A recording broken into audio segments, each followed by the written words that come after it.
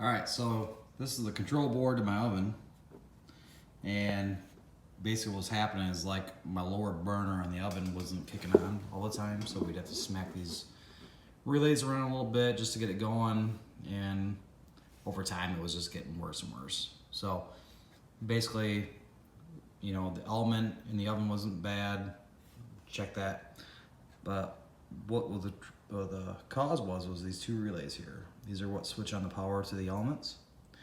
And if you can see it, see how roached they are. They're pretty roached. And that was causing the intermittent failure to the elements in the oven. So I was trying to find a board to replace this. That'd be a lot easier. You know, I was hoping to spend like, 60, 70 bucks, but it was like 150 bucks to have it rebuilt, and there was no new boards to be found. So I guess my oven's pretty old. And I'm not gonna go out and spend, $600, $700 a new oven when I can just fix it. So to fix it is to replace these two relays, which I found for a grand total of $12 for both relays shipped to my house. And for $12 versus $600, $700, whatever an oven costs these days.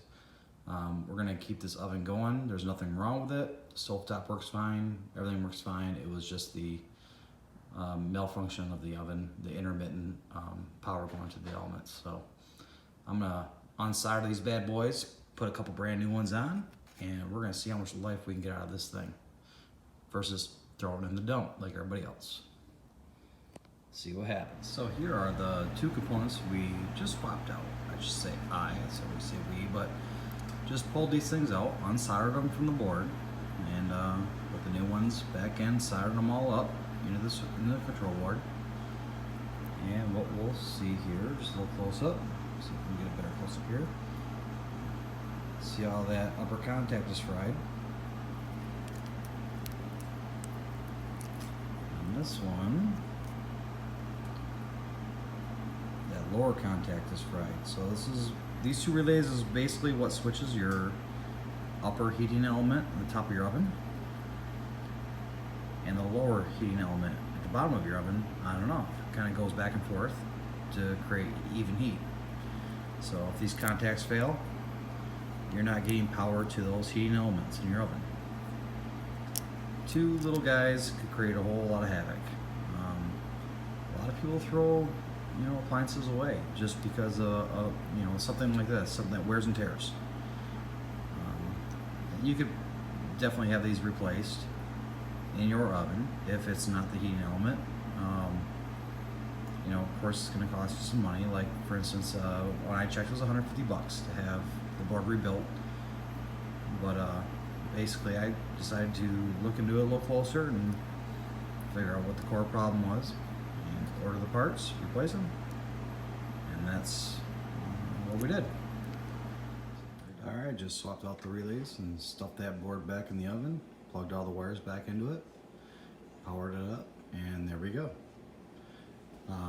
It's a good oven. I mean, I would like to have a new oven. Who wouldn't? Who wouldn't like the new car? But really, it's basically not even a month after Christmas, and who wants to spend another $700 on an oven?